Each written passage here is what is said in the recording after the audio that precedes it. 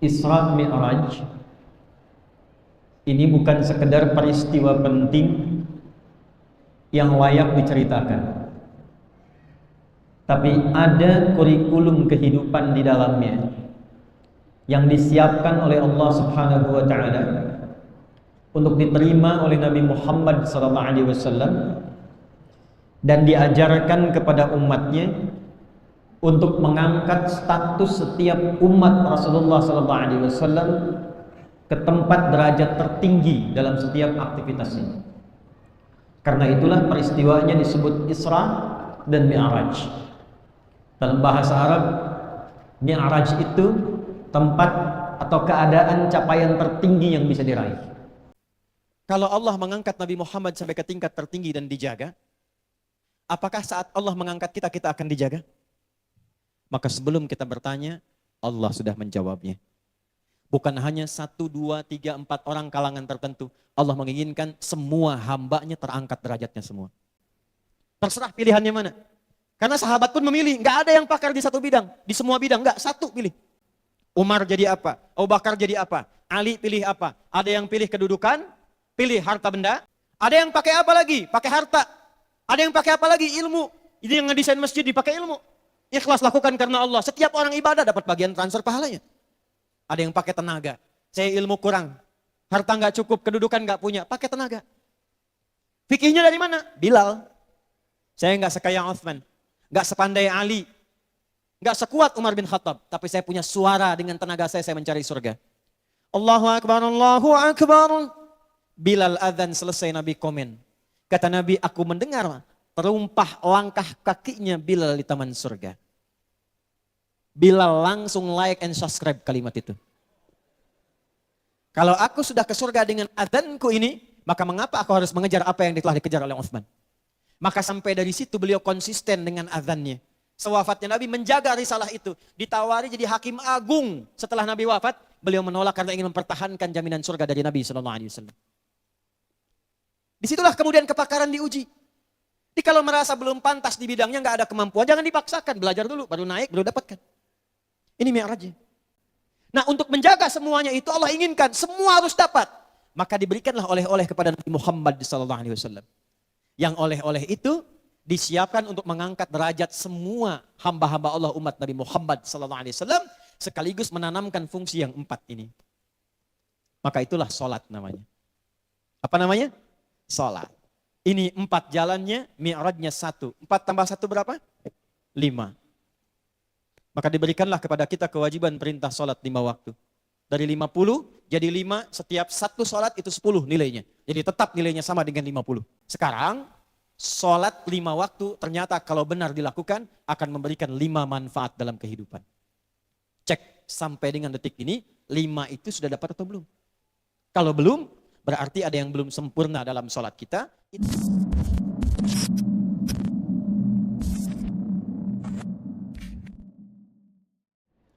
Isra Mi'raj ini bukan sekedar peristiwa penting yang layak diceritakan, tapi ada kurikulum kehidupan di dalamnya yang disiapkan oleh Allah Subhanahu wa taala untuk diterima oleh Nabi Muhammad SAW dan diajarkan kepada umatnya untuk mengangkat status setiap umat Rasulullah SAW ke tempat derajat tertinggi dalam setiap aktivitasnya. Karena itulah peristiwanya disebut Isra dan Mi'raj.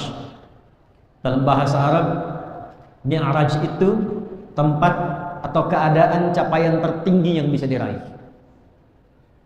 Saking pentingnya peristiwa ini, setidaknya nanti ada 2 surat pokok dalam Al-Quran yang khusus menjelaskan kurikulum ini. Dari mulai kriteria pemilihannya, pemberangkatannya, sampai dengan Mi'rajnya. Di Quran surah ke-17 Al-Isra yang tadi dibacakan, dengan Quran di pembuka surah An-Najm surah ke-53, sampai dengan nanti perjumpaan Nabi SAW dengan malaikat Jibril. 'Inda sidratil muntaha 'indaha jannatul ma'wa. Saking pentingnya Isra Mi'raj ini, transmisi periwayatannya sampai ke Nabi itu diriwayatkan tidak kurang dari 16 sahabat senior. Dari mulai lingkar yang paling dekat dengan Nabi, Sayyidina Ali bin Abi Thalib radhiyallahu taala anhu, Abdullah bin Mas'ud radhiyallahu taala anhu, intelijennya Nabi Hudzaifah al-Yamani radhiyallahu taala anhu, dan beberapa sahabat-sahabat yang lainnya.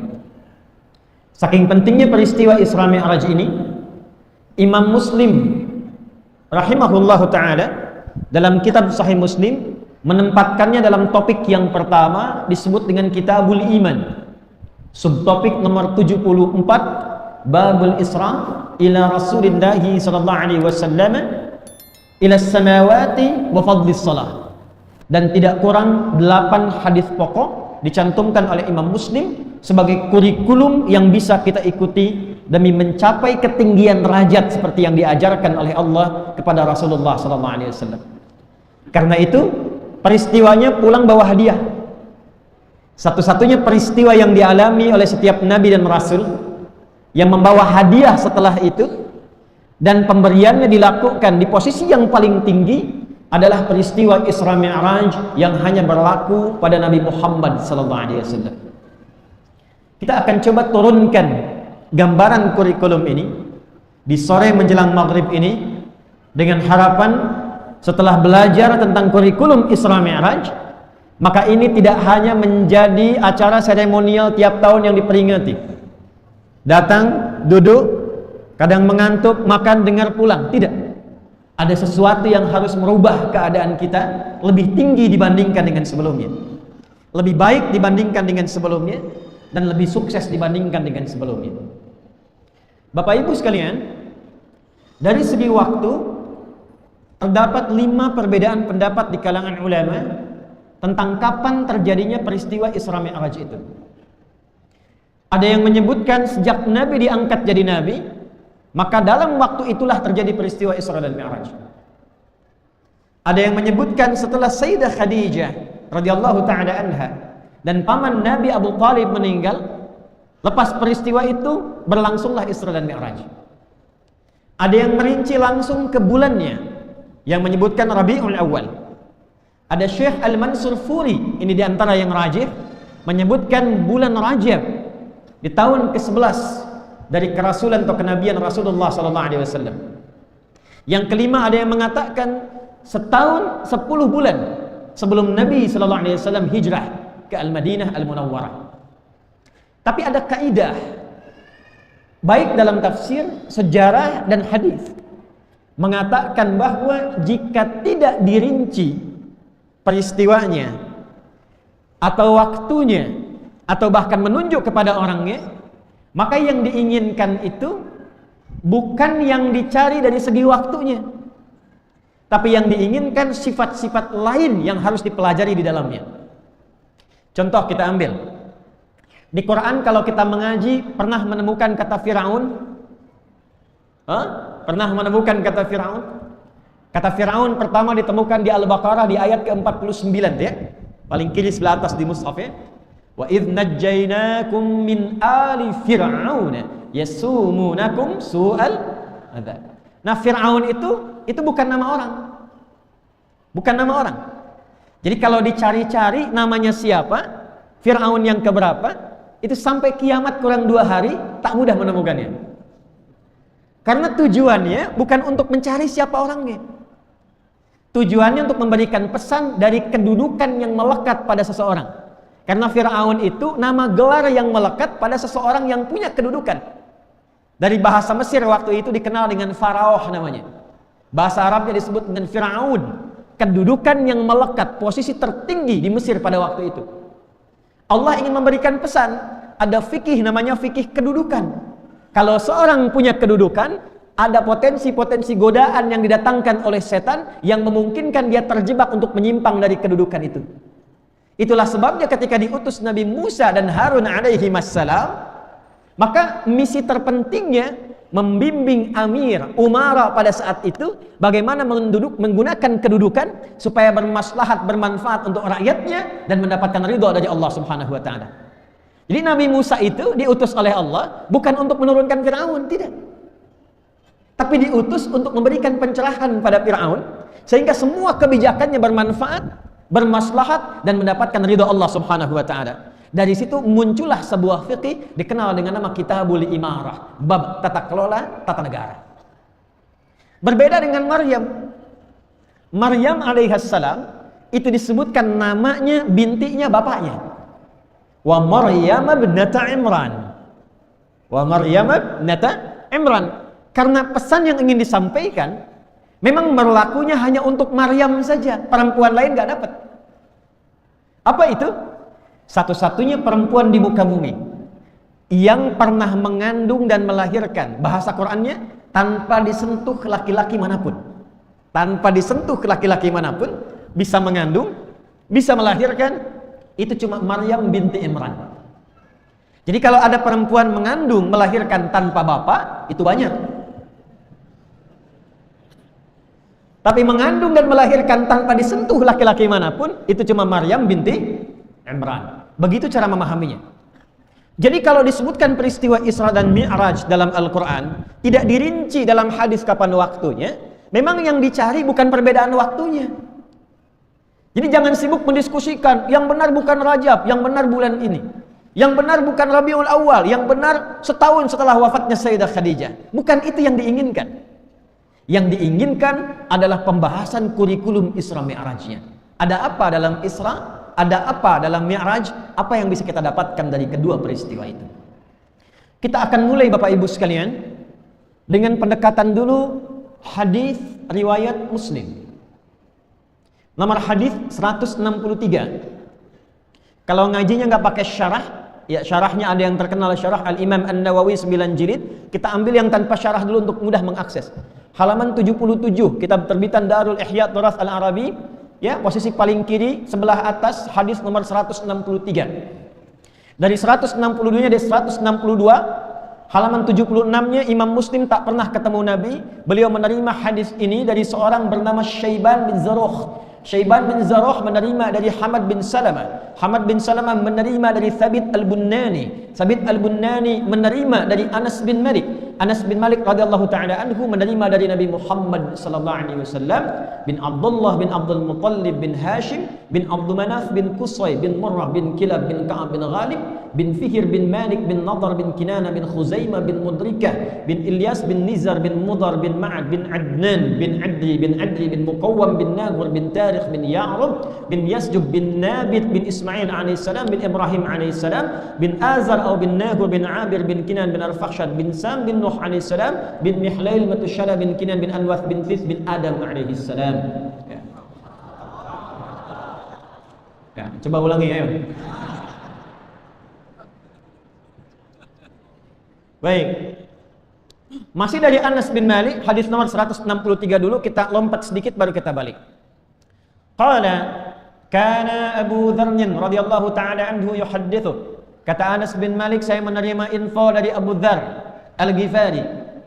Beliau menyampaikan pesan dari Nabi sallallahu alaihi wasallam.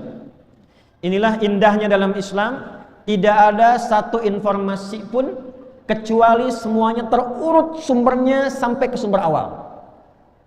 Ini memberikan kesan namanya sanad.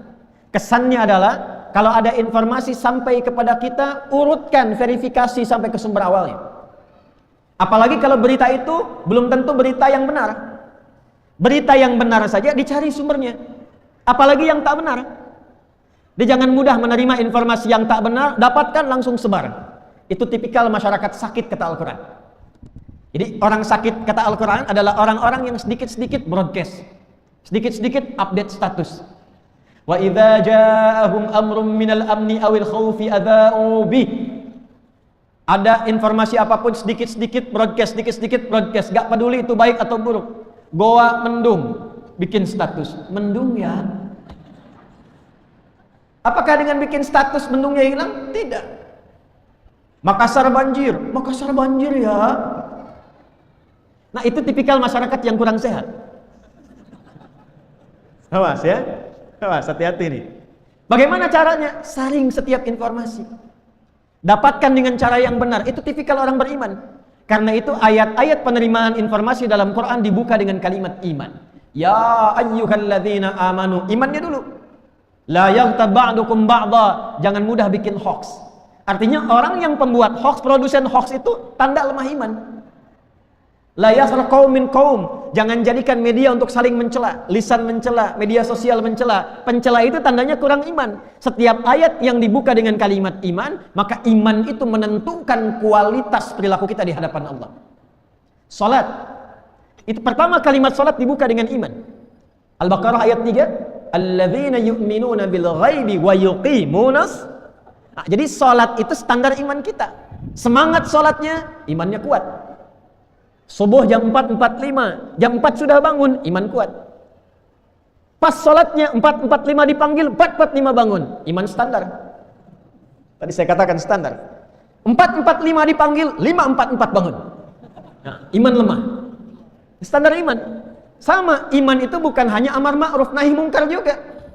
Sholatnya bagus, maksiatnya juga jalan, imannya bermasalah. Karena itulah hal pertama yang Allah inginkan. Supaya membentuk pribadi yang unggul, tinggi derajatnya, orangnya baik, pekerjaannya sukses, maka perhatikan kurikulum Isra Mi'raj yang pertama. Lengkapi peristiwa pra Isra Mi'raj.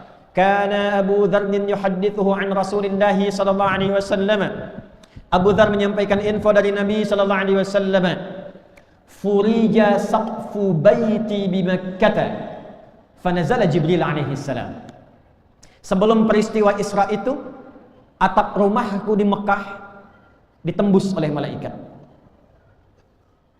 Di sini sudah haji, sudah umrah belum? Mudah-mudahan yang belum insya Allah disegerakan ya. Baik. Nah, tidak cukup dengan amin, nabung. Ya.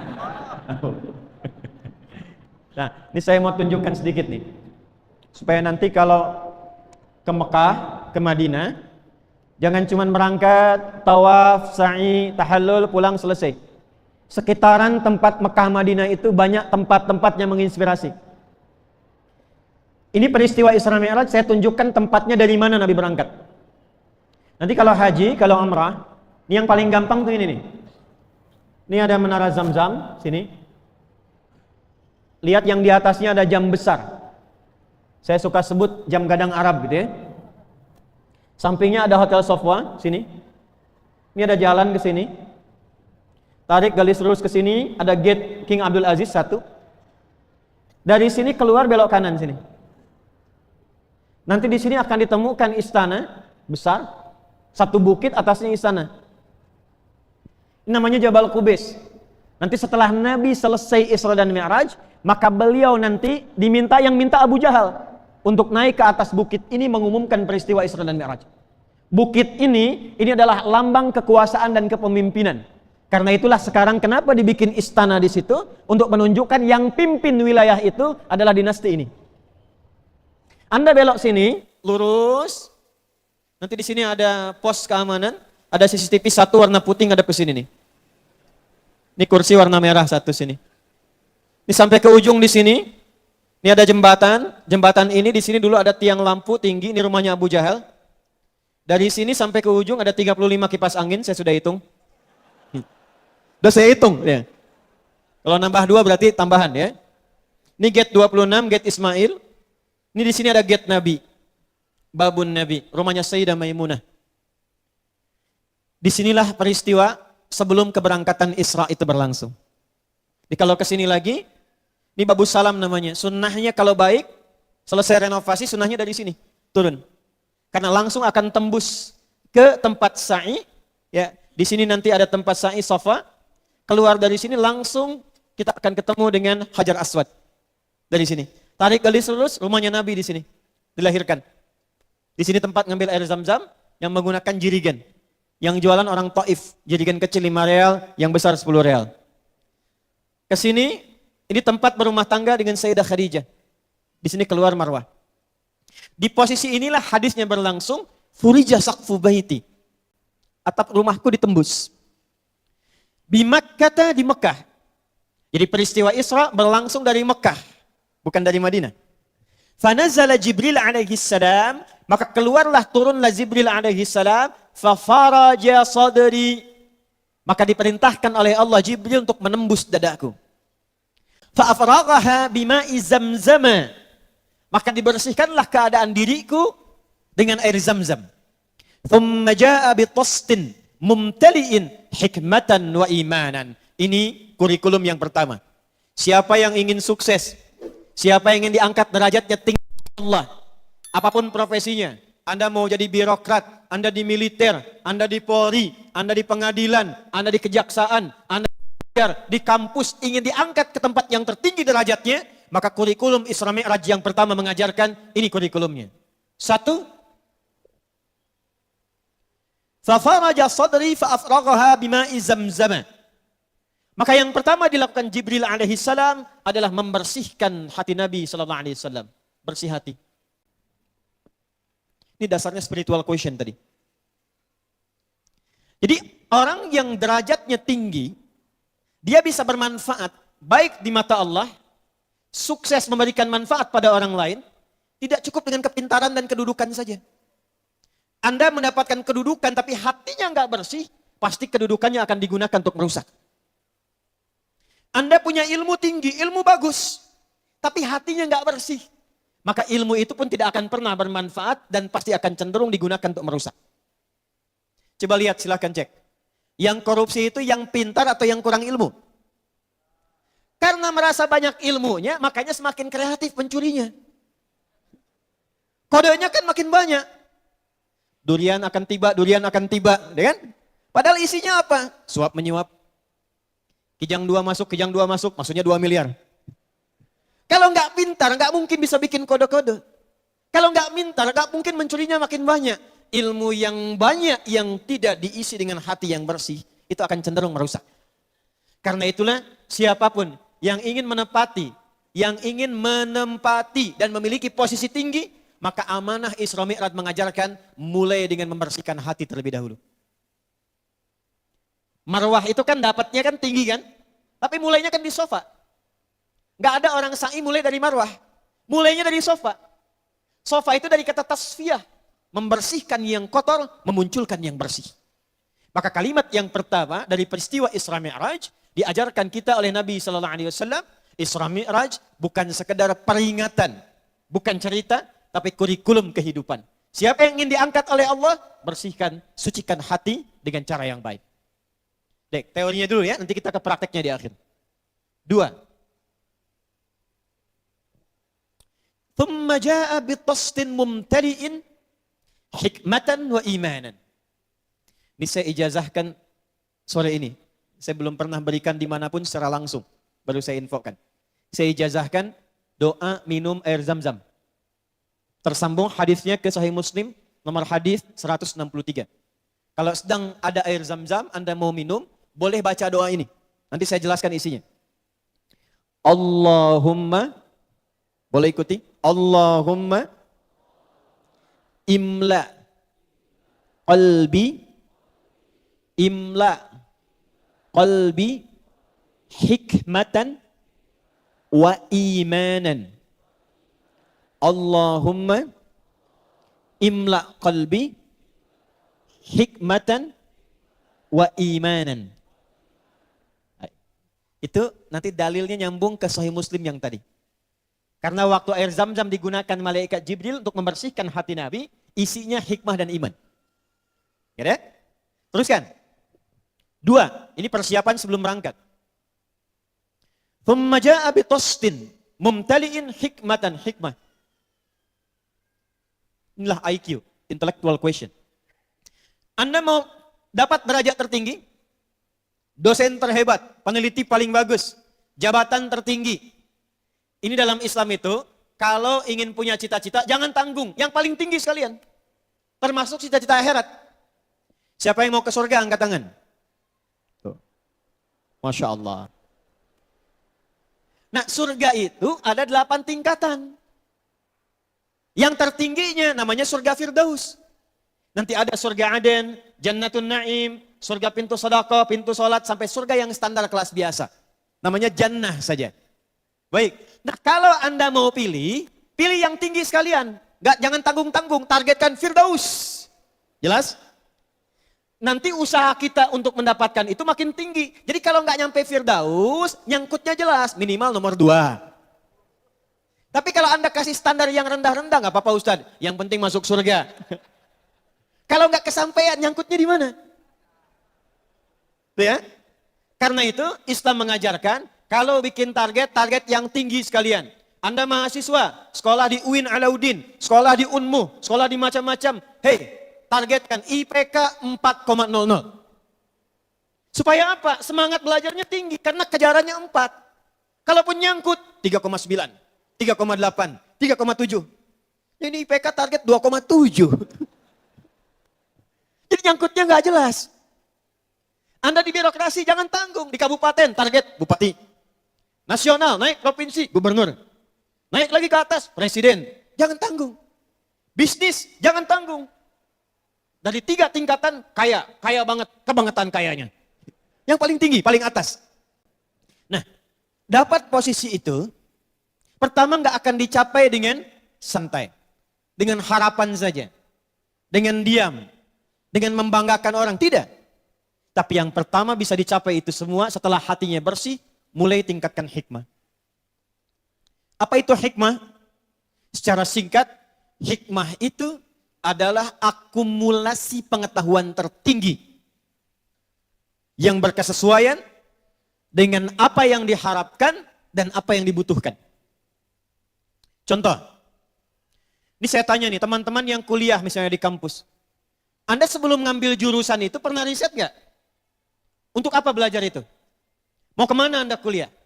Apa yang dibutuhkan di desa Anda?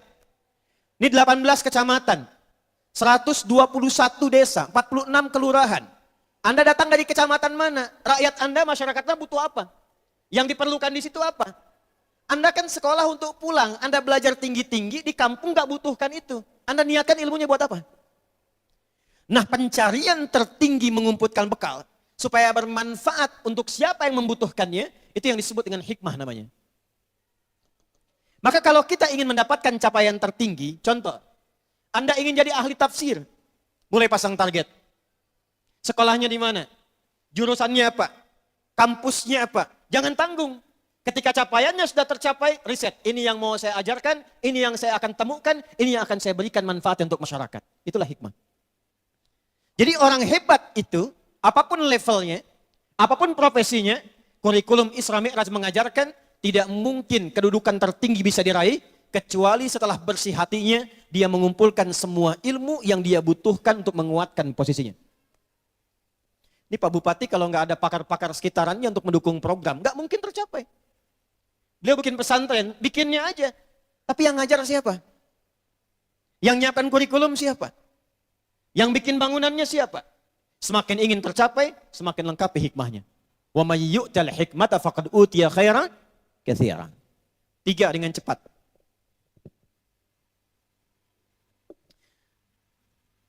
Mau hafal 1 hari atau 1 jam? Kalau saya katakan ada peluang hafal Quran 30 juz, 3 tahun dan 30 hari, pilih mana? 30 hari. 30 hari dan 3 hari, pilih mana? 3 hari. Semakin cepat semakin bagus ya. Baik, Anda ada peluang kaya dalam 3 tahun, kaya dalam 3 hari, pilih mana? 3 hari. Baik, lihat baik-baik. Allah telah membuat hukum, ada namanya hukum standar universal, ada namanya hukum percepatan. Ada dalam ilmu, dalam kedudukan, termasuk dalam rezeki. Maka saya beri contoh misalnya dalam rezeki. Ada yang di sini pernah dengar kisahnya Abdurrahman bin Auf? Contoh, Abdurrahman bin Auf itu nanti akan belajar mempraktekkan kurikulum Isra Mi'raj setelah masuk Islam. Sebelum masuk Islam, beliau kaya. Kaya, standar nomor 1.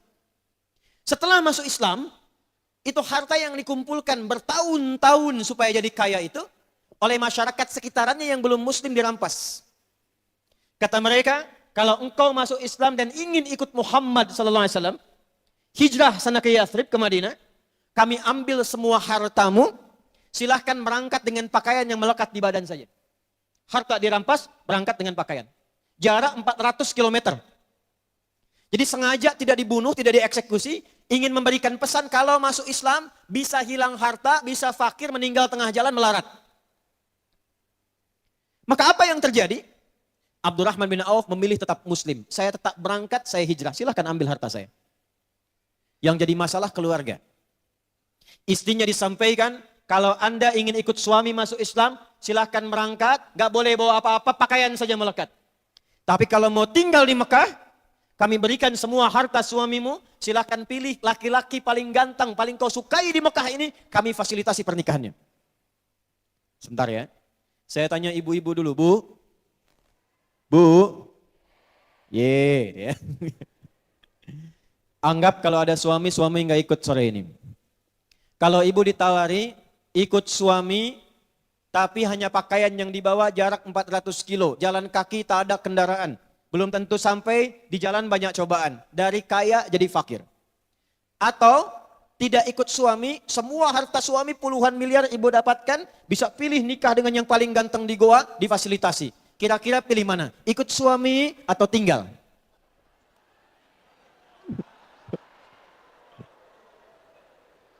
Saya dengar-dengar tinggal. Ikut suami apa tinggal? Suami, tinggal. Suami ditinggal.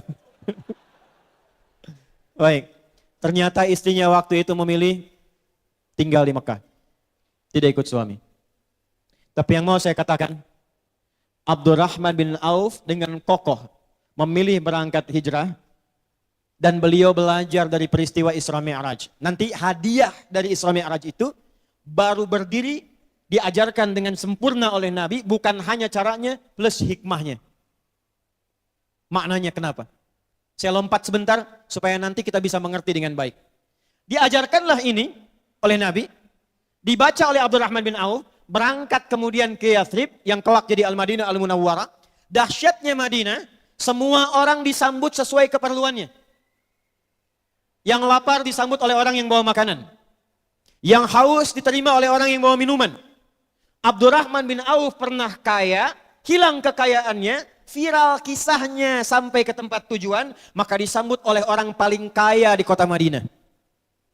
Nanti peristiwa-peristiwa ini diabadikan di Quran surah 59 ayat 9 sampai 10. Wa yu'thiruna 'ala anfusihim walau kana bihim khassasah. Diterima oleh orang paling kaya dikatakan demikian. Perhatikan kalimatnya. Au kama qala, akhil karim, sami'tu annaka kunta ghaniyya. Saudaraku, saya dengar Anda pernah menjadi orang kaya. Kalau ingin kaya lagi, khudh nisfa mali, ambil setengah harta saya. Saya dengar Anda ditinggalkan keluarga, kalau ingin menikah lagi, pilih perempuan paling cantik di kota ini, walaupun bagian dari keluargaku, pilih, aku fasilitasi pernikahannya. Gantian ya Bu ya. Pak Bupati anggap, saya tahu beliau yang paling dicintai dan disayangi. Anggap gak ada hari ini. Kalau diberi pilihan seperti itu, ingin kaya, ambil setengah harta saya, dan silahkan pilih perempuan paling cantik di kota ini, saya fasilitasi pernikahannya. Diterima atau tidak ditolak sama sekali?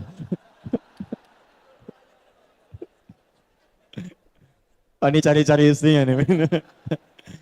Nah, ini baik Bu ya, saya kenal betul, insya Allah ini baik. Lihat baik-baik. Apa jawabannya?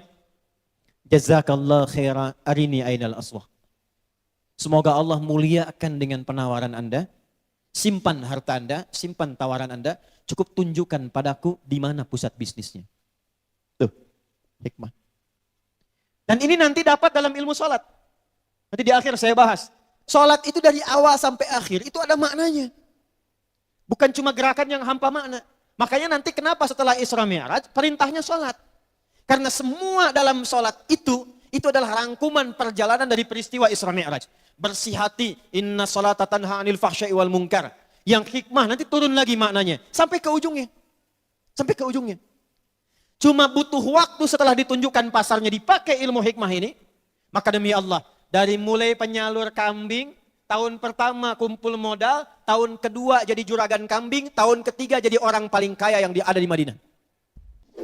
Yang kelak, saking kayanya, kapaknya terbuat dari emas. Kapaknya saja. Kapaknya. Itulah Abdurrahman bin Auf. Dan nanti prinsip utamanya dari sholat. Saya langsung cepat. Ini dalam sholat berdiri kan ya, gini. Perhatikan baik-baik. Hadis riwayat Muslim nomor hadis 397. Hadisnya dari sahabat Abu Hurairah radhiyallahu taala anhu. Riwayatnya dari peristiwa Khalad bin Rafi Az-Zuraiqi. Secara singkat kata Nabi, "Idza qumta ila shalah, asbighil wudu, thumma istaqbilil qiblah." Kalau engkau ingin menunaikan salat dengan sempurna, sempurnakan wudu, menghadap ke kiblat, berdiri tegak. Lihat fokus baik-baik. Kenapa berdiri kakinya tidak terlalu lebar begini? Tidak terlampau rapat begini. Tapi badannya tegak, lebarnya sejajar dengan bahu. Ini bukan tanpa makna, ada hikmahnya. Kan fikih itu bacaan, cara, hikmah, tazkiyah. Yatslu alaihim ayatika, ayat bacaan. Wa yu'allimuhumul kitab, cara, praktek sunnah. Wal hikmah, maknanya apa? Wa yuzakkihim, dampaknya ke jiwa apa? Jadi berdiri tegak ini menunjukkan satu, ketegakan, kesempurnaan, dan keseimbangan. Kalau masih mampu berdiri dengan tegak, jangan gantungkan nasib kita pada orang lain. Tapi kalau sudah tegak, sudah bagus, seimbang. Jangan terlampau lebar, royal, segala dipakai, tak terhitung. Semua diinginkan dipakai, gak sesuai kebutuhan. Coba cek baju. Cek di lemarinya.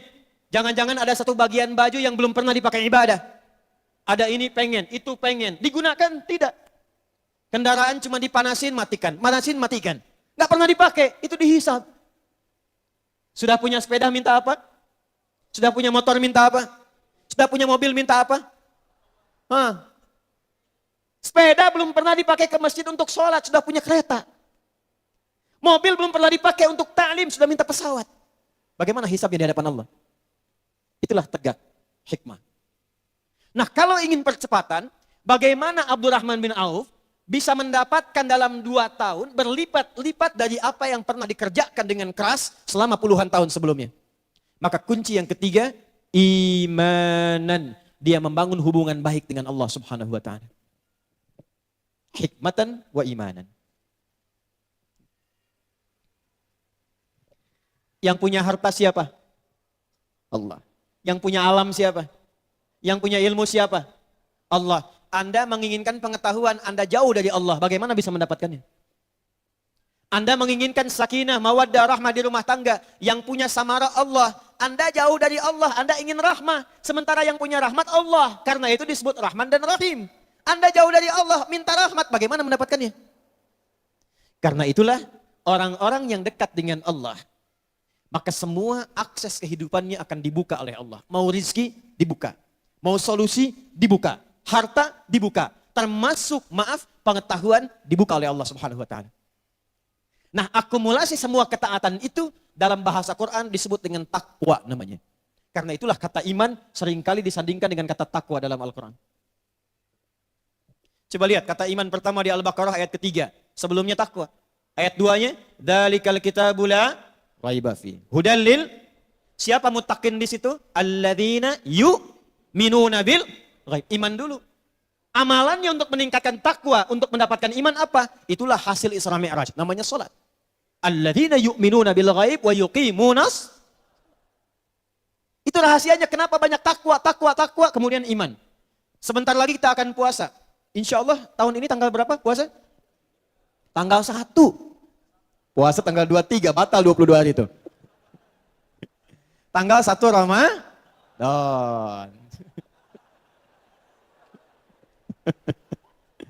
Lihat, kita akan puasa. Nah, puasa itu gak jauh juga dari iman dengan takwa. Ya ayyuhalladzina amanu kutiba alaikumus kama kutiba alal ladzina min la'allakum, yang berangkat haji sebentar lagi. Itu gak jauh dari takwa. Al-Baqarah 197. Al-hajju ashhurum ma'lumat. Faman farada fihinnal hajja fala rafatha wala fusuqa wala jidala fil hajj. Wa ma taf'alu min khairi ya'lam Allah. Wa tazawwadu fa inna khaira zadid.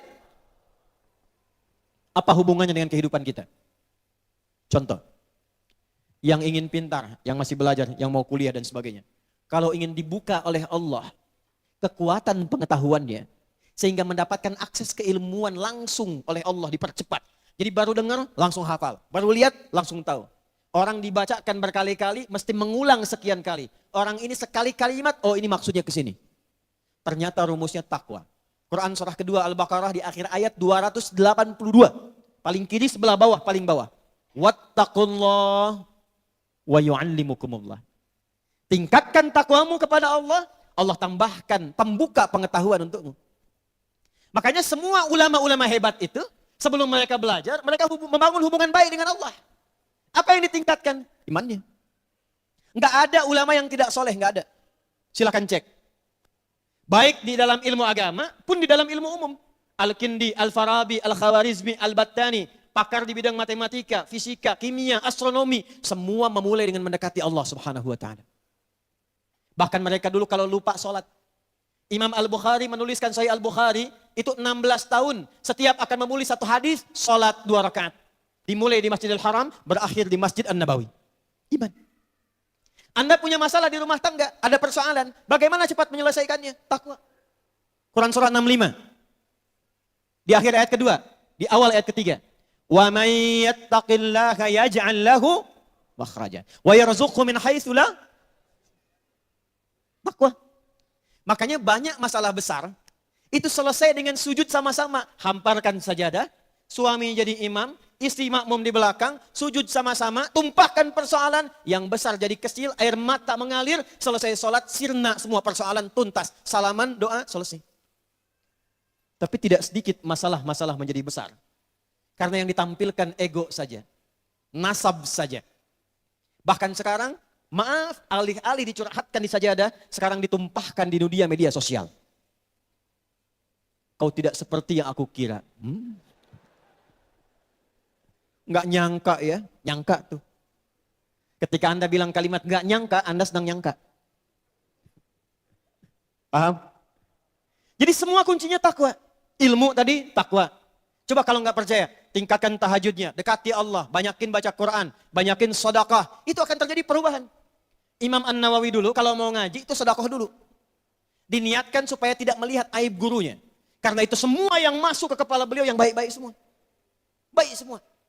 Dan mereka mendapatkan tingkat kelima dari ingatan. Ingatan itu ada 4 jenis. Cepat ingat, lambat lupa. 1. Cepat ingat, cepat lupa. 2. Lambat ingat, lambat lupa. 3. Cepat ingat, cepat lupa. Lambat ingat, cepat lupa. Repot. Lambat ingat, cepat lupa. Saya sampaikan belum ingat, mau keluar, ingat, keluar, lupa. Ini yang kelima. Tipikal yang kelima yang gak ditemukan. Cepat ingat, sulit lupa. Jadi bukan mau ingat, mau lupa susah. Mau lupa. Biasanya utang kan ya. Ini mau lupa susah. Ya semua ingat, cepat sekali. Imam Asy-Syafi'i mau talaqi ke Imam Malik. Sebelum berangkat, beliau membaca dulu kitab Al-Muwatta. Itu baru dibaca langsung ingat. Ingat. Dan demi Allah, itu tidak dicukupkan dengan imam tertentu, semua kita berlaku. Kenapa saya bisa bicara? Karena saya coba ikuti kurikulum ini, dan sampai sekarang terjadi sesuatu yang tidak biasa. Hampir semua yang akan dipelajari begitu mudah untuk dihafalkan. Cepat. Bahkan yang paling menarik, apa yang telah kita pelajari dulu muncul lagi. Muncul. Saya lihat antum nih sekarang. Terbayang misalnya suasana. Yang dulu, yang datang, terbayang di pesantren. Yang enggak kita tahu pun datang lagi. Alfiyah, belajar alfiyah. Kalamuna lafzun mufidun kastaqim wasbun wa fi'lun thumma harfunil kalim. Wahiduhu kalimatun wal qawlu am wa kalimatun biha kalamun qad yu'am. Bil jarri wat tanwini wan nida wa al wa mustadin lil ismi tamyizun hasal. Bita fa'alti atat wa ya if'alli wa nun iqbalana fi'lun yanjali. Sampai ke rumusnya. Mustaf'ilun. Sampai datang ke syair. Satu safiril bulbuli hayya qalbi thamili al-ma'u wa zahru ma'a ma zahri lahzul muqali. Fa anta ya sayyidali wa umlali wa kam fakam tayyumuni ghazailun uqayqali. Qataftuhu min wadatin wa fi'li hadar rajuli. Faqala la faqad ghada muharwini. Wal walad wali wa wali lali faqultu luat wal wili fabayyidu lu'lu ali. Qalat lahu hina kadha in radidul muqali kahatan ka qailali tabtabuli. Muncul semua. Kita mau belajar apa aja cepat gitu. Dan itu ini kuncinya. Karena itu Nabi Musa alaihissalam ketika diminta belajar oleh Allah menambah pengetahuan, kepada siapa belajarnya? Abdan min ibadina, satu di antara hambaku kata Allah, yang kami berikan milladunna ilma. Milladunna dikenal dengan laduni. Milladunna, orang yang diberkahi ilmu oleh Allah. Percepat. Ladun itu bukan gak belajar, tidur dapat ilmu, bukan. Belajar cuma dipercepat oleh Allah. Cepat. Ini satunya. Disilahkan. Mau jadi birokrat hebat? Boleh. Jangan tanggung yang paling tinggi. Bersihkan hati. Supaya semua kebijakannya bagus. Ambil spirit Isra Mi'raj. Dekati Allah, tingkatkan sholat. Kalau jari sudah biasa sholat, biasa tahiyat, insya Allah nggak akan pernah maksiat. Bapak bikin proyek gini. Ada vendor datang. Pak, kalau Bapak pilih kami berikan bonus 10 miliar. Pak Bupati langsung jawab. Jari saya ini, telunjuk saya, telunjuk tahiyat, tidak akan pernah dipakai maksiat. Baik Pak, keluar dia. Balik lagi. Pak, double Pak. 50 miliar. Saya istikharah dulu.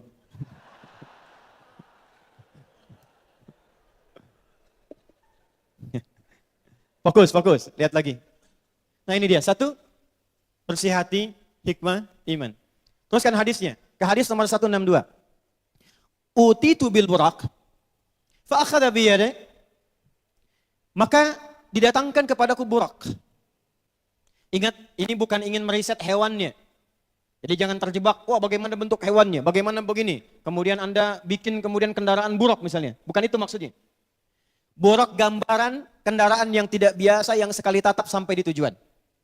Untuk menunjukkan kuasa Allah beda dengan kuasa makhluk.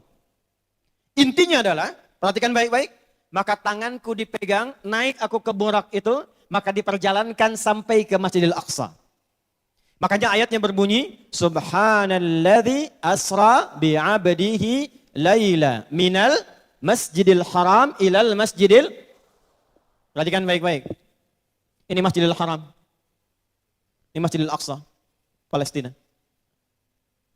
Kalau Anda teman-teman semua riset, pelajari, bukankah dari Masjidil Haram ke Masjidil Aqsa, ini adalah semua jalur yang pernah baik dilewati ataupun ditugasi oleh hampir semua nabi-nabi yang pernah bertugas di muka bumi. Dan jalur itu pula yang akan dilalui Nabi dalam bertugas. Dan akan diteruskan oleh sahabat-sahabat Nabi sampai membuka dunia. Apa maksudnya? Sebelum Allah mengangkat ke tempat yang tertinggi untuk bertugas, Allah ajarkan Nabi untuk memitigasi, mengenal wilayah yang akan beliau bertugas di dalamnya. Jadi kalau Pak Bupati ingin sukses menata goa, bukan hanya dengan kita mendapatkan angka-angka goa 18 kecamatan, 121 desa, 46 kelurahan. Petakan semuanya. Kalau perlu datangi satu-satu. Mitigasi. Bahkan nanti Nabi mengatakan dan mempraktekkan langsung tentang teori yang dipakai sekarang. Apa itu? Belusukan. Beliau berangkat. Bahkan mengajak beberapa rekan sahabat yang kelak rekan-rekannya itu akan ditugaskan di tempat yang pernah diutus oleh Nabi. Jadi nggak pernah Nabi bertugas kecuali beliau tahu wilayahnya. Makanya ketika beliau akan menugaskan Mu'adz bin Jabal untuk memetakan wilayah Yaman. Kata Nabi, kamu akan saya tugaskan ke sana. Mitigasi penduduknya. Bagaimana karakternya? Kalau ketemu ahli kitab, nanti engkau berdialog begini. Kalau ketemu masalah, putuskan dengan cara begini. Bagaimana engkau memutuskan persoalan? Dikonfirmasi. Apa hikmahnya? Ternyata setelah kenal wilayah itu dibaca oleh Umar bin Khattab. Saat Nabi meninggal dunia, Abu Bakar naik jadi khalifah, digantikan kemudian oleh Umar, maka Umar menugaskan Mu'adz bin Jabal menjadi gubernur di Yaman. Kenapa? Karena jadi diplomat, jadi dubes di sana, jadi gubernur di sana, sudah tahu wilayah. Ini kalau kita ambil ke fikih diplomasi, jangan tempatkan diplomat kecuali yang tahu wilayahnya. Angkat camat dari daerah yang tahu wilayahnya. Dia tahu karakter masyarakatnya, dia tahu apa yang dibutuhkan, dia tahu apa yang harus diolah. Maka yang keempat, setelah ini hikmah dapat, iman kuat, maka pelajari setiap medan yang akan dilalui. Ini anak kampus nih. Maaf saya sering sebut anak kampus karena saya lihat 85% anak-anak muda. Masih kuliah rata-rata saya lihat. Anda itu kalau ke kampus, tahu nggak petanya kampus tuh? Peta sekolah tahu nggak? Jangan cuma datang ke situ, datang mau belajar, cuma lihat ini kampusnya pulang, lalu datang belajar, duduk kelas, dapat ilmu pulang, dapat ijazah selesai. Tidak. Ya akhi, datang ke kampus, petakan. Anda kuliah fakultas apa? Usuluddin. Di mana kampusnya? Mana masjidnya? Mana perpustakaannya? Berapa jarak dari kelas ke perpustakaan? Berapa jarak dari perpustakaan ke masjid?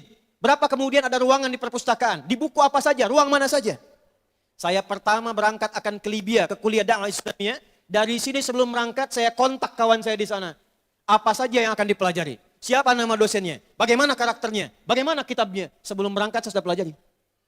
Nyampe ke sana, di mana kampus saya? Di mana dormitorinya, apartemennya, asramanya? Berapa jaraknya ke masjid? Jauh, 300 meter. Waktu sholatnya kapan saja? Di mana perpustakaannya? Jarak masjid ke perpustakaan kurang lebih 200 meter. Ada apa? Ada 4 ruangan. Ini ruangan ulumul Quran, ini hadis, ini kitab bahasa, ini disertasi, ini yang tesis. Apa yang kita butuhkan kita bisa akses dengan cepat. Kita tahu karakter dosennya. Kita tahu ini materinya. Duduk paling depan. Ikuti hadis Nabi. Tanya yang tak paham. Jangan keluar dari kelas sebelum paham. Orang beriman tuh kalau belajar sampai paham. Jadi antara masuk dengan pulang ada perbedaan. Jangan masuk gak paham, keluar gak ngerti. Coba lihat hadis Nabi. Hadis Muslim nomor hadis yang ke-8. Dikutip Al-Imam An-Nawawi nomor hadis yang kedua di Al-Arba'in. An Amiril Mu'minin Abi Hafsin Umar bin Al-Khattab radhiyallahu ta'ala anhu. Qala bainama nahnu julusun 'inda Rasulillahi sallallahu alaihi wasallam ittala 'alaina rajulun shadidu bayadi thiyabi shadidu sawadi sya'ri la yura 'alaihi atharu safari wa la ya'rifu minna ahadun fajalasa ila an-nabi sallallahu alaihi wasallam fa asnada rukbatayhi ila rukbatayhi wa wada'a kaffayhi ala fakhidayhi fa qala ya Muhammadun akhbirni 'anil Islam. Paham? Tidak. Kata Umar, lihat tipikalnya insan beriman yang belajar dari sini. Saat kami duduk-duduk santai dengan Rasulullah sallallahu alaihi wasallam. Lihat. Orang sukses itu, orang hebat yang kehebatannya akan dikenang. Jadi ada hebat saja, maqam, ada kehebatan yang dikenang, diapresiasi, dipuji. Maqaman mahmudah. Maqaman mahmudah. Wajar naik, pantas, memang beliau yang layak. Beliau yang layak jadi pemimpin. Semua mengapresiasi, semua setuju. Tapi ketika ada yang naik, kenapa harus dia ya? Dia kan gak begitu ya, dia kan gak benar ya. Kalau cuma naik, makom. Tapi makom yang diapresiasi, maqam mahmudah. Bagaimana caranya? Perhatikan baik-baik. Saya kembalikan teman-teman sekalian ke spirit yang kita bahas ini. Kata Umar bin Khattab, ini khatam. Kata Umar bin Khattab, nyari teman saja, walaupun cuma santai, itu dicari yang terbaik, yang baik dan soleh. Kata Umar, bainama nahnu, ya julusun, baina pakai ma, ketemu kata kerja, artinya santai. Julusun bukan sekadar duduk, duduk yang mengangkat derajat lebih tinggi. Jadi sahabat itu, kalaupun cuma kumpul-kumpul, duduk-duduk, itu cari tempat yang mengangkat derajat, cari teman yang pintar dan soleh. Karena orang soleh itu kalaupun cuma canda, candanya berkah. Kalaupun cuma santai, santainya ada ilmunya. Coba lihat pelajar sekarang. Kalau nyantai di mana? Kalau duduk di mana? Demi Allah saya kemarin mendarat. Kemudian ngejar-ngejar waktu Jumatan di satu tempat masjid besar di Jakarta. Nangis saya. Dalam hati sedih. Khatib sudah naik, kami datang. Pelajar-pelajar masih duduk-duduk. Ada yang merokok, ada yang duduk, ada yang cuma nunggu. Sholat dimulai saja. Di pemahamannya sholat Jumat itu kalau khatib selesai naik sholat adalah Jumat. Nah tipikal orang hebat itu bukan begitu. Cari teman yang baik, cari teman yang soleh, cari teman yang benar. Kalau masuk kelas, fajalasa ilan Nabi sallallahu alaihi wasallam. Ambil saf depan. Ambil saf depan. Fokus. Tak paham tanya. Dan hebatnya, kenapa saf depan? Riset menunjukkan orang-orang yang ada di depan dengan gelombang suara yang mudah didengar, itu lebih mudah mendengar dengan jelas, memahami, dan bisa menahan gestur tubuhnya untuk bisa fokus. Ini yang di depan mau selfie ini bingung. Di depan saya. Tapi kalau Anda ambil posisi paling belakang, duduk, gak pernah nanya, senderan, kadang ngantuk, selesai pulang, jangan diharap maqamah mahmudah. Yang hebat. Ini riset kami sementara waktu dan saya diskusi dengan para ilmuwan juga. Yang hebat, bersyukurlah jadi orang Indonesia. Karena ternyata Allah anugerahkan kita kemampuan yang sangat luar biasa. Beda dengan tempat lain. Saya keliling-keliling negara lain gak ada yang seperti anugerahnya tempatnya di kita. Ini lisan nih, lidah kita. Itu mau dipakai belajar bahasa apa saja, mudah. Orang India bahasa Inggris ketahuan. Sebagus-bagusnya orang tahu itu India. Tek teman nih India. Orang Cina se-Arab-Arabnya itu ketahuan. Pasti Cina. Tapi orang Indonesia, dia mau pakai bahasa apa saja. Di radio nggak kelihatan orangnya, nggak kenal kalau itu orang Indonesia. Ya kaifa hadak. Masya Allah. Dia nggak tahu kalau itu orang Goa. Min aina anda? Ana ashabul kahfi. Saya dari Goa. Ya, ashabul kahfi kan orang Goa ya? Hah? Kahfi kan bahasa Arabnya apa? Bahasa Arab dari Goa. Ashab, asal, berasal, sumber, daerah, teman. Jadi Anda dari Goa, ashabul kahfi. Dipakai ke bahasa Inggris, Masya Allah. Hey John, have you been? Nyambung. Dipakai ke bahasa Perancis, bonjour, bonsoir, ça va bien? Comment ça va? Ça va bien? Dipakai ke bahasa Tagalog, comment ça mabuti? Dibawa ke bahasa Bangladesh, kamu naso baluasi. Nyambung semua. Dipasang ke bahasa Jepang, watashiwa, Indonesia, no, adidas. Jadi semua apa yang mau dipelajari cepat. Sampai-sampai saya pernah diangkat usia 26 tahun. Di Libya saya diangkat jadi amin khutbah. Boleh memberikan fatwa, pengangkat khatib. Kayak ketua MUI lah kalau di sini. Itu saya kedatangan orang Afrika yang kebingungan karena temannya orang Indonesia. Wallahi Syekh Adi ajaban katanya. Syekh Adi wallahi bingung saya. Saya bilang, Mabika kenapa kamu datang-datang begitu? Indonesia wallahi khatir. Bahaya nih orang Indonesia. Kenapa saya bilang? Saya mau ujian. Saya menghafal sudah 3 bulan. Teman saya orang Indonesia si Fulan, malam mau ujian dia pinjam catatan saya. Besok keluar hasil, saya 7,5, dia 8 katanya. Saya bilang dia belum tahu sistem SKS tuh. Sistem kebut. Tapi itu nggak akan bermanfaat kalau nggak ada ini. Makanya ilmunya saya SKS aja. Begitu ujian selesai ilmunya. Coba cek anak-anak sekarang. Menghafal untuk ujian, begitu selesai ujian, selesai ilmunya. Karena itu banyak yang nggak bisa dipakai. Karena nggak menempatkan sesuatu sesuai dengan tempatnya. Udah tahu minggu tenang, jadi minggu gelisah. Karena dipakai belajar, minjem catatan teman, fotokopi. Waktu belajar nggak dipakai belajar. Bikin status. Itu bukan kurikulum Isra Mi'raj namanya. Berangkat mitigasi. Ini Pak Bub saya berikan bonus nih. Nabi itu sebelum belusukan, dari kecil oleh Allah itu diajarkan untuk menggembala kambing. Makanya hadis Nabi viral. Kata beliau, ma ba'atsallahu nabiyyan illa ra'al ghanam. Enggak pernah ada nabi bertugas di bumi kecuali mereka belajar menggembala kambing dulu. Tapi saya ingin ajarkan filosofinya saja, bukan pulang dari sini cari kambing gitu ya, tidak. Saya penasaran, ingin meriset hadis ini. Saya senang riset. Saya datang ke satu bukit, di situ ada pengelolaan kambing yang terbaru, perkawinan Dolper dengan domba Garut. Jadi gemuk, tapi anaknya banyak. Di Bukit Pacet namanya. Tapi yang buat saya kaget itu bukan banyak anaknya, gemuk dagingnya bukan. Yang bikin saya kaget kesesuaian antara sifat kambing dengan hadis Nabi. Oh ini rupanya kenapa calon pemimpin, orang-orang hebat itu mesti belajar dari kambing. Saya datang ingin memberikan makanan, bersuaralah kambing itu. Mbak. Tapi semakin ada yang belum dapat, rebutan sini, sana belum dapat, makin kencang.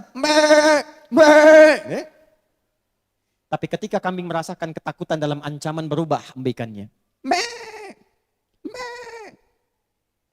Ketika kambing merasakan sakit berubah embikannya. Kambing tidak mudah merawatnya, dihalau untuk nyatu. Dijaga, disiapkan. Oh ini rupanya hikmahnya. Kenapa pemimpin seperti Pak Adnan mesti belajar dari sifat kambing supaya mengetahui jeritan rakyat dan masyarakatnya.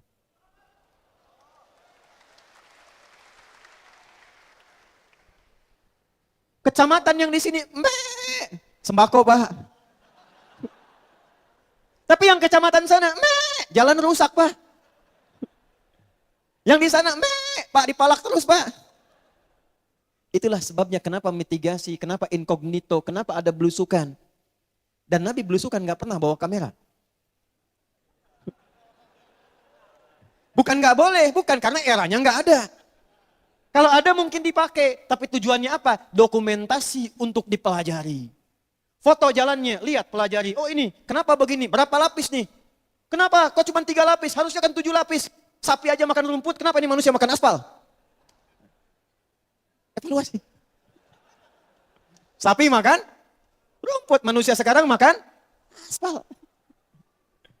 Ya, jadi difoto, didokumentasikan, dipelajari, bukan untuk diupdate status. Ini bagus buat dilihat, dievaluasi. Kalau ada yang belum tepat, tunjukkan, Pak, yang kemarin Bapak bikin begini, belum begini. Sehingga sejalan semuanya. Nah, kalau ini bisa dilakukan dengan baik, dipetakan dengan baik, ada ilmunya, ada hikmahnya, dekat dengan Allah, mi'raj. Naik dia. Maka menjadi orang yang diberkahi oleh Allah. Kalau Nabi nggak ada tandingannya, Nabi Musa menerima di Tur Sina. Nabi Isa menerima dekat pohon tin dan zaitun. Yang lain di bumi semua. Nabi Muhammad karena Rasul tertinggi, Nabi teristimewa, maka tempatnya dibedakan oleh Allah. Undangannya spesial, tempatnya bukan di bumi, di tempat inda sidratil muntaha. Tempat terbaik. Tapi persoalannya bukan itu. Poinnya adalah ketika diundang, ternyata redaksinya nggak pakai kata Nabi. Allah tidak mengatakan subhanalladzi asra binabiyyihi. Tidak mengatakan birasulihi, tapi subhanalladzi asra bi abdi. Coba keluarkan semua kata abdun dalam Quran. Anda akan temukan kata abdun itu ditempatkan oleh Allah untuk mengangkat derajat setiap hamba. Baik yang nabi atau bukan nabi, walaupun levelnya tidak sama. Kenal Nabi Sulaiman? Ayo bilang kenal. Nabi Sulaiman ketika diangkat derajatnya jadi raja dengan kerajaan terbaik yang tak tertandingi, bisa menaklukkan awan, pergi pulang keluar digerakkan oleh angin, itu ketika diangkat kalimatnya menggunakan kata abdun bukan nabi. Quran surah 38 ayat 30. Wa wahabna li Dauda Sulaiman ni'mal abdu. Bukan rasul, bukan nabi. Innahu awwab. Tadi dibacakan oleh qari'ah kita, Masya Allah. Di ayat yang ketiga surah 17 itu. Tentang Nabi Nuh alaihi salam. Ketika diangkat derajatnya menjadi Abul Bashar Ats-Tsani. Bapak manusia yang kedua karena manusia habis tinggal beliau dan generasinya. Ini yang kemudian meneruskan sampai dengan ke kita. Maka kalimatnya bukan menggunakan kata Rasul, bukan Nabi abdun. Innahu kana abdan syakura. Nabi Zakaria ketika akan diangkat menjadi ayah. Yang lama tak punya keturunan. Diangkat terhormat jadi ayah. Kalimatnya bukan menggunakan Nabi Rasul, tapi abdun. Quran surah 19 ayat yang kedua. Dzikra rahmati rabbika abdahu Zakaria. Kalau dijamakkan abdun menjadi ibad. Dan ibad itu kita masuk di dalamnya. Karena itu hamba-hamba Allah ketika akan diangkat derajat, yang baik dari ujung kepala sampai ujung kaki, yang bisa melangkah pada yang baik, bicaranya bagus, perilakunya baik, maka Allah angkat derajatnya menjadi ibad, tambahkan sifat rahman setelahnya. Wa ibadur rahmanil ladzina yamshuna 'alal ardi hauna. Allah ingin mengangkat derajat saat Ramadan, Anda berdoa, Anda minta, disebutnya siapa? Ibad. Wa idza sa'alaka ibadi. Ada pelaku maksiat yang pernah bunuh orang, pernah mabuk, pernah zina, pernah maksiat. Dia pengen taubat, dicintai langsung oleh Allah. Ingat ya, ini rumus Quran. Allah sangat mencintai pelaku maksiat yang gemar bertobat dibandingkan orang soleh yang tidak pernah merasa salah. Saya ulang. Allah sangat mencintai pelaku maksiat yang gemar bertobat dibandingkan orang soleh yang tidak pernah merasa salah. Bikin status. Tuliskan di ujungnya. Quran surah kedua ayat 2222. Innallaha yuhibbut tawabin. Ketika akan mengangkat derajat itu kalimatnya apa? Ibad. Quran surah 39 ayat 53. Qul ya ibadiyalladzina asrafu ala anfusihim la taqnatu min rahmatillah. Ya Muhammad SAW, viralkan pada semua hambaku. Terjemahan sekarang lebih bagus daripada katakan viralkan. Karena kalau sudah viral, tinggal like, share, and subscribe. Gak usah dikomen lagi, Allah yang firman, Anda yang komen. Ya, viralkan pada semua hambaku yang penuh berlumur dosa dan maksiat. La taqnatu min rahmatillah. Jangan putus asa dari rahmat Allah, karena aku akan mengampuni seluruh dosanya sepanjang dia mau kembali kepadaku. Inilah ibad. Inilah ibad. Maka terakhir, ini bagian akhirnya, ini prakteknya. Ustaz, kalau Allah mengangkat Nabi Muhammad sampai ke tingkat tertinggi dan dijaga, apakah saat Allah mengangkat kita, kita akan dijaga? Maka sebelum kita bertanya, Allah sudah menjawabnya. Bukan hanya 1, 2, 3, 4 orang kalangan tertentu. Allah menginginkan semua hambanya terangkat derajatnya semua. Terserah pilihannya mana. Karena sahabat pun memilih, nggak ada yang pakar di satu bidang. Di semua bidang, nggak, satu pilih. Umar jadi apa? Abu Bakar jadi apa? Ali pilih apa? Ada yang pilih kedudukan, pilih harta benda, jadi amalnya pakai kedudukan. Pak Adnan bikin kebijakan, tanda tangan. Bikin masjid, ini mau ngecat nih. Begitu bagus, orang ibadah senang di sini, ada pahalanya. Yang iuran-iuran tadi itu. Ada pahalanya. Ini sajadah nih kalau dipakai sujud, ngalir langsung pahalanya. Ada yang pakai apa lagi? Pakai harta. Ada yang pakai apa lagi? Ilmu. Ini yang ngedesain masjid dipakai ilmu. Ikhlas lakukan karena Allah. Setiap orang ibadah dapat bagian transfer pahalanya. Ada yang pakai tenaga. Saya ilmu kurang. Harta nggak cukup, kedudukan nggak punya. Pakai tenaga. Fikihnya dari mana? Bilal. Saya nggak sekaya Uthman, nggak sepandai Ali, nggak sekuat Umar bin Khattab, tapi saya punya suara dengan tenaga saya mencari surga. Allahu Akbar, Allahu Akbar. Bilal adzan selesai, Nabi komen. Kata Nabi, aku mendengar terumpah langkah kakinya Bilal di taman surga.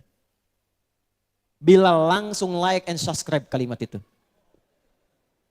Kalau aku sudah ke surga dengan adzanku ini, maka mengapa aku harus mengejar apa yang telah dikejar oleh Utsman?